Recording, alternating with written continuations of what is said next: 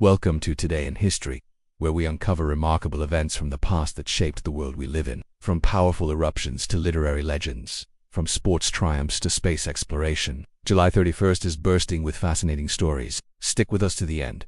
You won't believe what happened on the moon or at Wembley Stadium. On July 31st, 781, the earliest recorded eruption of Mount Fuji was chronicled in ancient Japanese texts, while the eruption itself likely came as a terrifying surprise. Its documentation marked the beginning of Japan's long history of studying and revering this iconic peak. Mount Fuji would go on to become a national symbol of beauty, resilience, and spiritual significance, with later eruptions, especially in 1707, sparking both scientific interest and mythological storytelling. In 1703, English writer Daniel Defoe was placed in the pillory in London after publishing a satirical pamphlet titled The Shortest Way with the Dissenters. The work was a biting critique of religious intolerance, but it was misunderstood by authorities as a genuine call to persecution. What followed was a rare scene.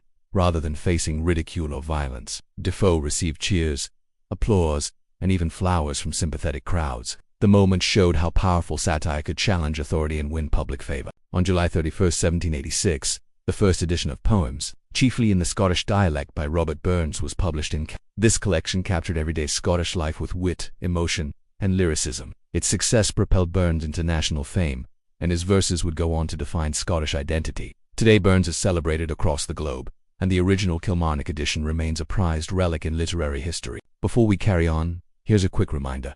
Only a small percentage of our viewers are subscribed. If you're enjoying these daily dives into history, tap subscribe or follow. It really helps us grow and bring you even more fascinating stories. On July 31st, 1936, the UK passed the Public Health Act, a major piece of legislation that modernized decades of outdated health and housing laws. It gave local authorities new powers to combat poor sanitation, regulate building safety, and improve living conditions, especially in rapidly growing urban areas. It laid the groundwork for the more comprehensive welfare reforms that would come after World War II. In 1942, in the midst of World War II, a group of concerned citizens in Oxford formed the Oxford Committee for Famine Relief. Their mission was to deliver aid to starving civilians in Nazi-occupied Greece. That small, focused effort evolved into what we now know as Oxfam, one of the most respected humanitarian organizations in the world, fighting poverty and injustice across the globe. On this day in 1944, Jonathan Dimbleby was born. Over his long career as a journalist, broadcaster, and documentary filmmaker, Dimbleby became known for insightful analysis and integrity. Whether covering global conflicts or domestic politics,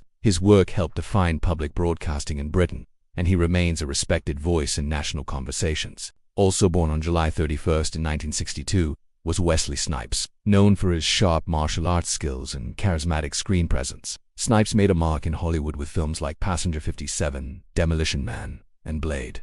The Blade trilogy, in particular, laid the groundwork for the modern wave of superhero cinema, proving that darker, more adult comic book adaptations could succeed at the box office. In 1969, the humble per-decimal halfpenny long, a staple of British currency, was officially withdrawn from circulation. By that time, it had become practically useless for everyday purchases. Its removal was part of a gradual shift toward design, which would fully come into effect in 1971 and streamline the UK's monetary system. On July 31st, 1970, the Royal Navy issued its last daily rum ration, a centuries-old tradition dating back to the 17th century. Known as Black Tot Day, it marked the end of an era where sailors were given a daily tot of rum as part of their rations. While once seen as a morale booster, by the modern era it was viewed as impractical and even hazardous in a professional navy. Still, many former sailors fondly remember the ritual. Just a year later, in 1971, astronauts David Scott and James Irwin became the first humans to drive a vehicle on the moon during NASA's Apollo 15 mission. With their lunar rover, they explored far more terrain than previous crews,